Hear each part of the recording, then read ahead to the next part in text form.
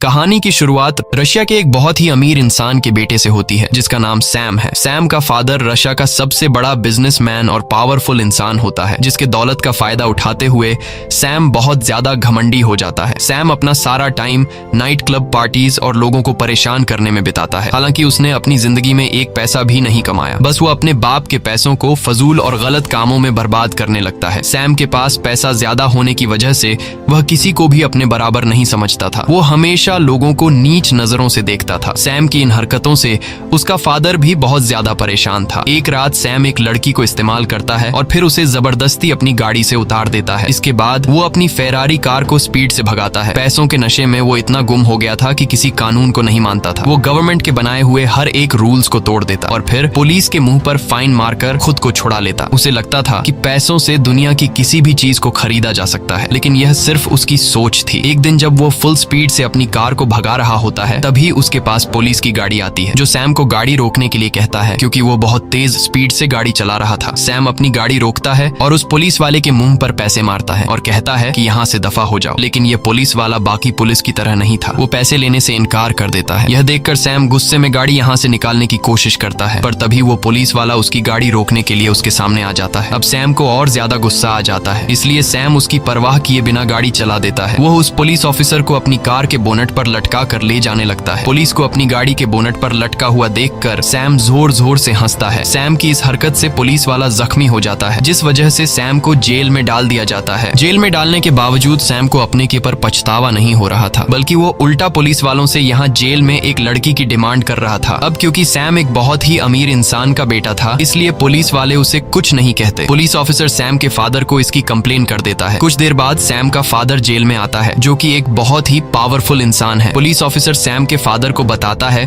कि तुम्हारा बेटा इतना ज्यादा बिगड़ गया है कि वो एक पुलिस वाले को सड़क पर आधी रात को घसीटता रहा और अब वो पुलिस वाला हॉस्पिटल में एडमिट हो गया है। ये सुनकर सैम का फादर उस ऑफिसर से कहता है कि मैं अपने बेटे की गलती के लिए आपसे माफी मांगता हूँ और मैं वादा करता हूँ कि आज के बाद वो ऐसी गलती नहीं करेगा। पुलिस ऑफिसर सैम के पिता की रिस्पेक्ट में सैम को छोड़ देता है। इसके बाद सैम के पिता सैम को घसीट कर बाहर लेकर आते हैं और उसे डांटने लगते हैं, लेकिन सैम पर अपने फादर की बातों का कोई असर नहीं होता। वो अपने फादर के सामने सिगरेट पीने लगता है। दरअसल सैम की मदर की डेथ हो चुकी है और सैम अपने पिता का इकलौता बेटा था, इसलिए सैम के पिता को सैम की हर एक जिद को पूरा करना पड़ता है। और सैम भी यह जानता था कि उसका फादर उसे डांटने के अलावा और कुछ कर नहीं सकता। लेकिन अब सैम का फादर सैम से बहुत ही ज्यादा परेशान हो चुका था। सैम के फादर को एहसास होता है कि अगर इसे रोका नहीं गया तो यह एक अपराधी बन जाएगा, इसलिए इसका कुछ करना होगा। सैम को सुधारने के लिए सैम का फादर अपनी एक दोस्त के पास जाते हैं और उसे सैम की सारी सिचुएशन समझा देता है। वो अपनी दोस्त से कहता है कि मैं किसी भी कीमत पर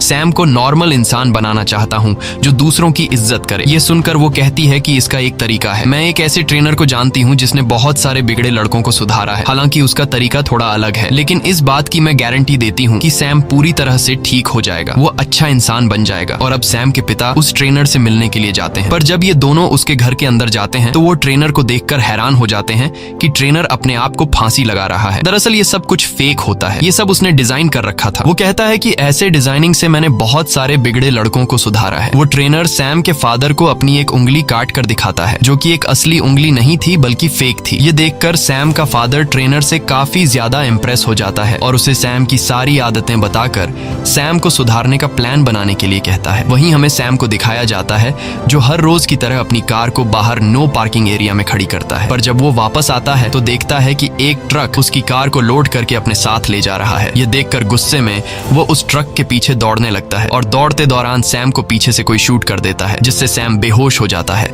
और कुछ समय बाद जब सैम होश में आता है तो वो अपने आप को एक घोड़ों के अस्तबल में पाता है। यह देखकर उसे झटका लगता है कि अचानक वो यहाँ कैसे पहुंचा, लेकिन इससे पहले कि वो ज्यादा कुछ सोच पाता तभी उसके पास आर्थर नाम का एक लड़का आता है। आर्थर सैम से कहता है कि जल्दी चलो, मालिक आने वाला है, तुम्हें सभी घोड़ों को तैयार करना होगा, नहीं तो तुम्हें सजा दी जाएगी। सैम को उसकी कोई बात समझ नहीं आती और वह उसे धक्का देकर पीछे हटा देता है। सैम को कुछ भी समझ नहीं आ रहा था कि वो यहाँ कैसे पहुंचा, और तभी वहां पर एक आदमी आता है जो सैम को घसीट कर बाहर ले जाता है, जहां वह सैम पर चिल्लाने लगता है कि मैंने तुम्हें कल रात घोड़ों को तैयार करने को कहा था, तुमने घोड़े तैयार क्यों नहीं किए। ये सुनकर सैम कहता है कि कल रात को छोड़ो, मैं तुम्हें अपनी जिंदगी में पहली बार देख रहा हूँ। कुछ देर बाद यहाँ का मालिक, जमींदार और उसका बेटा जैक आते हैं। जो आदमी जैक को घसीटकर बाहर लेकर आया था, वह यहाँ के जमींदार से कहता है कि सैम ने घोड़े तैयार करने से इनकार कर दिया है। ये सुनकर जमींदार बहुत ज्यादा गुस्सा हो जाता है और कहता है कि सैम को कोड़े लगाए जाए। जमींदार के ऑर्डर को मानते हुए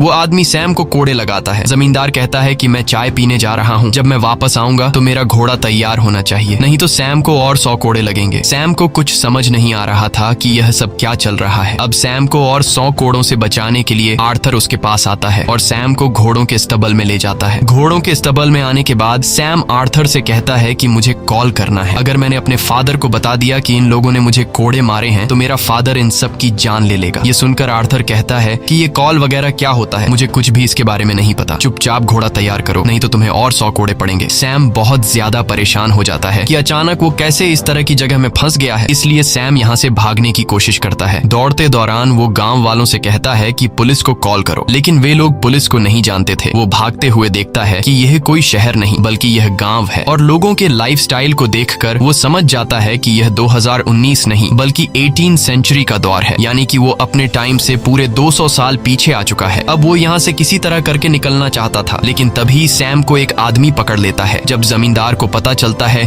कि सैम ने गांव से भागने की कोशिश की है तो वह उसे फांसी की सजा सुना देता है। अब गांव से भागने के जुर्म में सैम को कुछ दूसरे लोगों के साथ फांसी के लिए ले जाया जा रहा होता है। जब सैम को फांसी लगने ही वाली होती है तभी वहाँ पर जमींदार की बेटी आती है जो अपने पिता से कहती है कि मैं इस तरह के खून खराबे से परेशान हो चुकी हूँ, आज मेरा बर्थडे है, कम से कम आज तो किसी की जान मत लीजिए। जमींदार अपनी बेटी की बात मान लेता है और वो सैम को छोड़ देता है। अब इस गांव में जो कुछ भी हो रहा था वो ऊपर से एक चील देख रहा था। फिर यह चील गांव के बाहर बने हुए एक घर में पहुंचता है जहां पर एक आदमी इसे पकड़ता है और यहाँ हमें पता चलता है कि यह कोई चील नहीं बल्कि ड्रोन है। ये पूरा सेटअप सैम के पिता ने ढेर सारे पैसे लगाकर सैम को सुधारने के लिए किया है। ट्रेनर ने जंगल के बीचों बीच एक सेट बनाया है जहाँ सैम को ऐसा दिखाया जाता है कि सैम टाइम ट्रैवल करके 18 सेंचुरी में पहुंच चुका है और वहाँ सैम एक नौकर की जिंदगी जी रहा है। यहाँ पर काम करने वाले सभी लोग एक्टर्स हैं और इस काम को बारीकी से अंजाम देने के लिए गांव के हर एक जगह पर हिडन कैमरास लगाए गए हैं और माइक्रोफोन के जरिए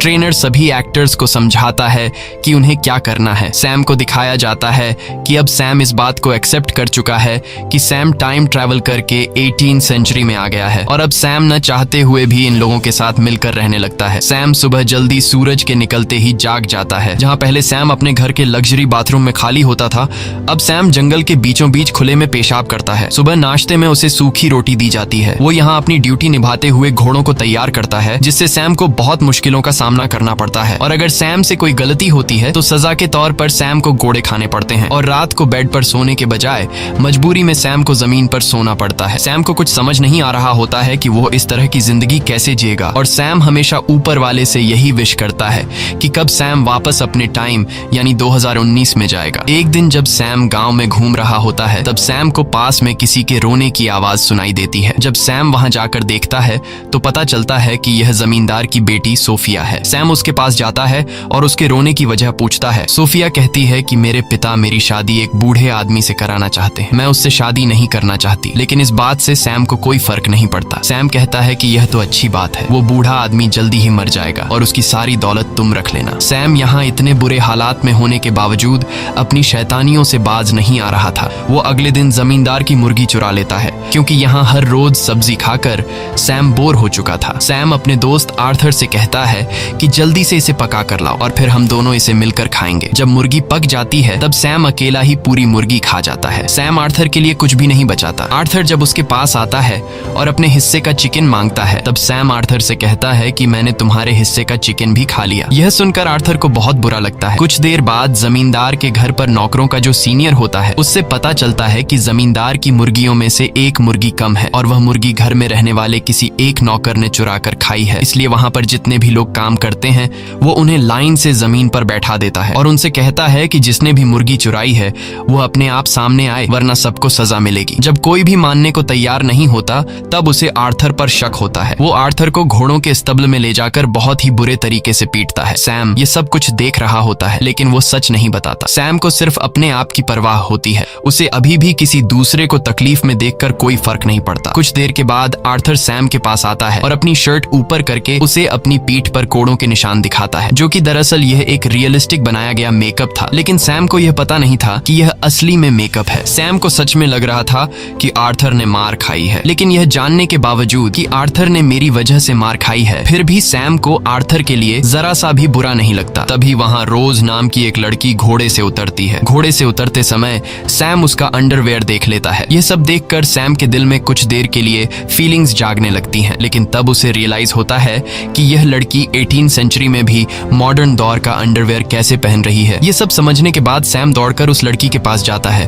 और उस लड़की को अपना अंडरवेयर दिखाने को कहता है। सैम कहता है कि तुम्हारे पास फ्यूचर के अंडरवेयर कैसे आए। जब वो लड़की कुछ भी रिस्पॉन्स नहीं देती, तब सैम जबरदस्ती उसे चेक करने लगता है। अब इससे पहले कि सैम सब कुछ देख पाता, तब गांव वाले आकर उस लड़की को सैम से छुड़ा लेते हैं और रोज नाम की वो लड़की अपने घोड़े पर सवार होकर चली जाती है। दूसरी तरफ कंट्रोल रूम में ट्रेनर किसी तरह भी सैम को यह सच्चाई मालूम होने नहीं देना चाहता था कि यह सब रियल नहीं बल्कि फेक है। वो हर हाल में सैम को बदलकर सुधारना चाहता था और अगर सैम को सच्चाई का पता चल गया तो वो कभी नहीं सुधर पाएगा। वहीं सैम के पिता भी यह सब बंद करने को कहते हैं, क्योंकि इतनी कोशिश करने के बावजूद भी उनका बेटा सुधरने का नाम ही नहीं ले रहा था। लेकिन तभी उन्हें मैसेज आता है कि गाँव में सैम रॉज से माफी मांगने के लिए उसे ढूंढ रहा है। ये मैसेज सुनकर उन्हें लगता है कि हमें थोड़ी बहुत और कोशिश करनी चाहिए। इसके बाद ट्रेनर माइक्रोफोन के जरिए रॉज से कहता है कि तुम जल्दी से सैम के सामने आओ। रॉज जब सैम के सामने आती है, तब सैम सच में रॉज से माफी मांगता है और कहता है कि मुझे आपके साथ इस तरह की बदतमीजी नहीं करनी चाहिए थी। रॉज सैम को माफ कर देती है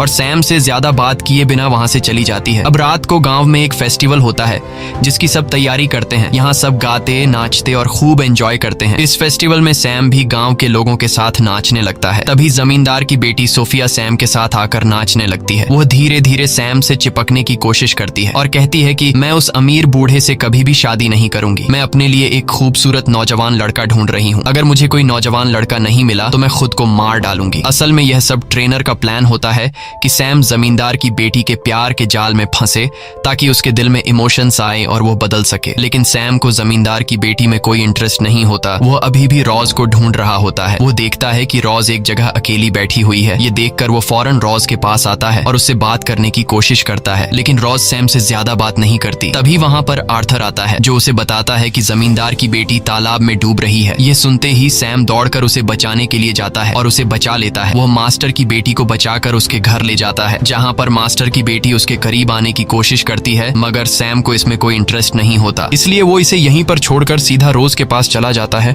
और उससे कहता है कि चलो मेरे साथ इस फेस्टिवल में, क्योंकि सैम ने सुन रखा था कि इस फेस्टिवल में जो लड़का लड़की साथ रहेंगे वे हमेशा के लिए एक दूसरे के पार्टनर बन जाएंगे। लेकिन रॉज सैम को इग्नोर करके दरवाजा बंद कर देती है, जिससे सैम बहुत उदास हो जाता है। असल में रॉज सैम को इसलिए इग्नोर कर देती है क्योंकि ट्रेनर ने रॉज को सैम से दूर रहने को कहा था। दूसरी तरफ ट्रेनर और सैम के पिता मॉनिटर रूम से यह सब देख रहे होते हैं। ट्रेनर को यह पता चल जाता है कि सैम मास्टर की बेटी में नहीं बल्कि रॉज में इंटरेस्टेड है। इसलिए अगले दिन ट्रेनर रॉज को अपने पास बुलाता है और कहता है कि अब तुम्हें अपने एक्ट को बदलना होगा। वो बताता है कि सैम का इंटरेस्ट अब सोफिया से हट गया है और वो तुम्हारे में इंटरेस्टेड है, इसलिए तुम्हें सैम के करीब जाना होगा। रॉज इस एक्ट के लिए मान जाती है, लेकिन यहाँ पर रॉज के बॉयफ्रेंड को रॉज का ये एक्ट पसंद नहीं आता और वो खुद भी इस एक्ट में जमींदार के बेटे का रोल प्ले कर रहा होता है।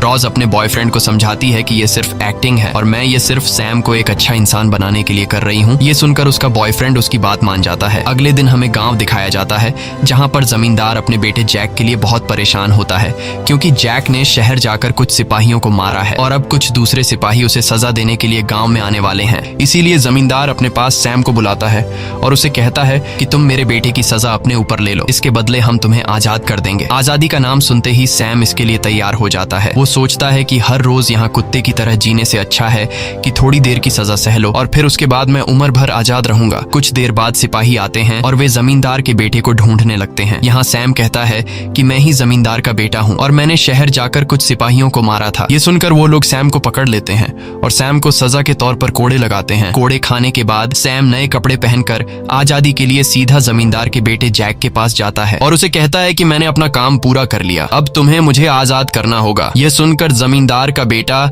जैक सैम पर जोर जोर से हंसने लगता है। वो सैम को नीचे गिराकर कहता है कि तुम कितने बड़े बेवकूफ हो, इतनी आसानी से तुम आजाद नहीं हो सकते। वो सैम के मुंह पर थूक कर कहता है कि जाओ यहाँ से निकल जाओ और मेरे घोड़े तैयार करो। सैम जमींदार के बेटे के इस बर्ताव पर उसे कुछ नहीं कहता और चुपचाप वहाँ से निकल जाता है। दूसरी तरफ तरफ कंट्रोल रूम में बैठा सैम का फादर और ट्रेनर ये सब कुछ देखकर बहुत ही मायूस हो जाते हैं, क्योंकि ये लोग चाहते थे कि सैम को अपने हक के लिए लड़ना चाहिए था। सैम अब इस जिंदगी को एक्सेप्ट कर लेता है। वो हर रोज उदासी में घोड़ों के अस्तबल में घोड़ों को तैयार करता है और वो अपना ज्यादातर टाइम रोज के साथ बिताता है। सैम को रोज से प्यार होने लगा था, लेकिन रोज सिर्फ एक्टिंग कर रही थी। इस तरह से कुछ दिन और गुजर जाते हैं और एक दिन जब यह दोनों घूम रहे होते हैं तभी सैम की नजर आसमान में चील पर पड़ती है। वो रोज से कहता है कि मैं काफी दिनों से नोटिस कर रहा हूँ, ये चील हमेशा मेरे ऊपर मंडराती रहती है। दरअसल ये एक ड्रोन होता है जो हर वक्त इनको ट्रैक करता रहता है और यह बात रोज को भी पता होती है। रोज उसे झूठ कहती है कि मैं इस चील को बचपन से देख रही हूँ, यह हमारे गांव की रक्षा करने के लिए हमेशा हमारे गांव के ऊपर मंडराती रहती है।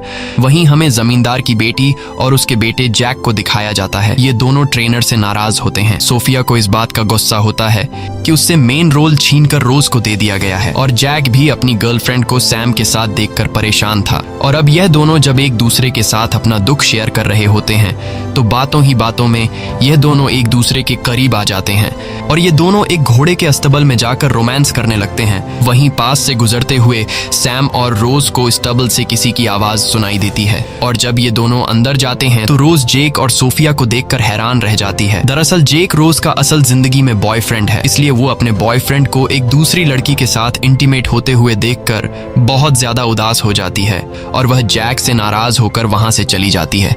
सैम भी रोज के पीछे जाता है। ये बात जब ट्रेनर को पता चलती है तो वह सोफिया और जैक पर काफी गुस्सा हो जाता है, क्योंकि इस पूरे सेटअप में सोफिया और जैक दोनों जमींदार की औलाद हैं और सैम की नजरों में ये दोनों भाई बहन हैं।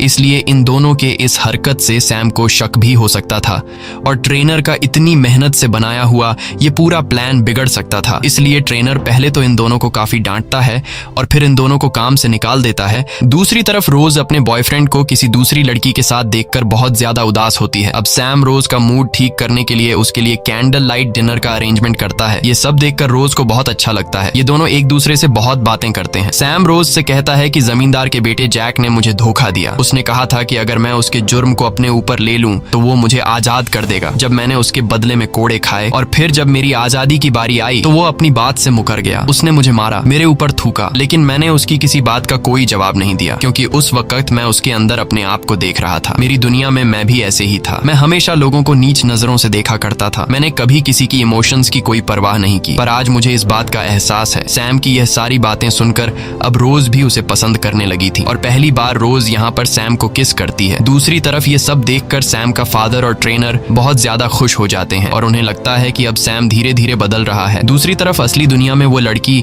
जो इस एक्ट में जमींदार की बेटी का रोल प्ले कर रही थी, वह एक इंटरव्यू के दौरान सबको बता देती है कि रशिया का जो सबसे अमीर आदमी है यानी कि सैम का फादर, उसने अपने बेटे को एक गांव में कैद करके बंदी बनाकर रखा है। वह उसके जज्बातों के साथ खेल रहा है। यह खबर पूरी मीडिया में आग की तरह फैल गई और सोफिया नामी इस लड़की ने यह अफवाह इसलिए फैलाई क्योंकि ट्रेनर ने उसे काम से निकाल दिया था। सैम के अगवा होने की खबर को सुनते हुए पुलिस इसकी जांच पड़ताल करने लग जाती है। सैम के फादर को जब ये बात पता चलती है कि पुलिस अब यहाँ आने वाली है तो वो ट्रेनर से कहता है कि हमें अब ये सब कुछ बंद करना होगा। ट्रेनर कहता है कि पुलिस को यहाँ तक पहुँचने में टाइम लगेगा, इसलिए हम एक आखिरी एक्ट चलाएंगे जिसमें सैम या तो सुधर जाएगा या फिर हमेशा के लिए वैसा ही घमंडी रहेगा। ट्रेनर कहता है कि अब इस गांव पर मंगोल्स का अटैक होगा। वहीं गांव में हमें रोज और सैम दिखाया जाता है, जहां पर रोज सैम से कहती है कि अगर हम दोनों अलग हो जाएं तो कभी मेरे प्यार पर शक मत करना, मेरा प्यार तुम्हारे लिए सच्चा है। दरअसल रोज को पता है कि आज इस एक्ट का आखिरी दिन है, इसके बाद ये दोनों अलग हो जाएंगे, इसलिए वो उसे बताना चाहती थी कि वो सच में उसे प्यार करती है। तभी वहां पर आर्थर आता है जो इन दोनों को बताता है कि हमारे गांव के ऊपर मंगोल्स ने हमला किया है, हमें जल्दी गांव में जाना होगा वरना वे लोग पूरे गांव को आग लगा देंगे। ये सुनकर रोज और आर्थर गांव के लिए निकल पड़ते हैं, लेकिन सैम डर जाता है। वो गांव नहीं जाना चाहता, लेकिन जब वो देखता है कि रोज भी गांव चली गई है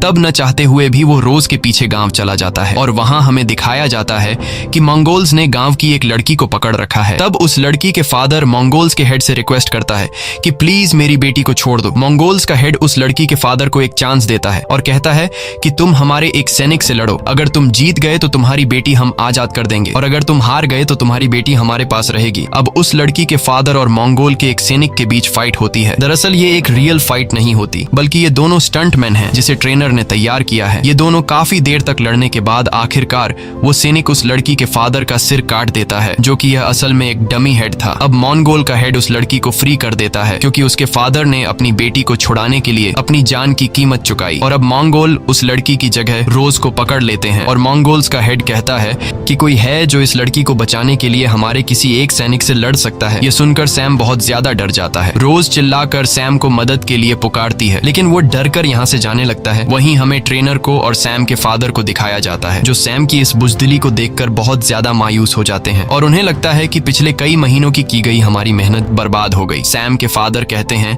कि सब कुछ खत्म हो गया, मैं अपने बेटे को एक अच्छा और बहादुर इंसान नहीं बना पाया। वहीं हमें सैम को दिखाया जाता है, जो एक बार फिर से आसमान में उड़ती हुई चील को देखता है, जिसके बारे में रोज ने उसे बताया था कि यह हमारे गांव की रक्षक है। और अब सैम को लगता है कि यह चील भी चाहती है कि वो जाकर रोज को बचाए। इसके बाद वो हिम्मत दिखाते हुए अपने घोड़े पर बैठ जाता है और हाथ में डंडा लेकर उस तरफ जाता है जहां पर मंगोल्स ने रोज को पकड़ा हुआ था। सैम उस डंडे से मंगोल्स पर वार करता है और रोज को अपने घोड़े पर बैठाकर वहां से निकल जाता है। सैम और रोज के निकलते ही उस जगह पर पुलिस भी आ जाती है, जिन्हें यहाँ पर सैम नहीं मिलता। इन्हें बताया जाता है कि यहाँ पर शूटिंग चल रही है। अब पुलिस किसी को अरेस्ट भी नहीं कर सकती थी, क्योंकि शूटिंग करना तो कोई क्राइम है ही नहीं, इसलिए पुलिस वहां से चली जाती है। अब सैम और रोज घोड़े पर सवार होकर गांव की लिमिट से बाहर निकल जाते हैं, और चलते चलते ये दोनों एक पेट्रोल पंप तक पहुंच जाते हैं। एक मॉडर्न डे पेट्रोल पंप को देखकर सैम एकदम शॉक हो जाता है। अब इससे पहले कि वह और ज्यादा कुछ समझ पाता, तभी पीछे से सैम को कोई शूट कर लेता है, जिससे सैम बेहोश हो जाता है। इसके बाद जब उसे होश आता है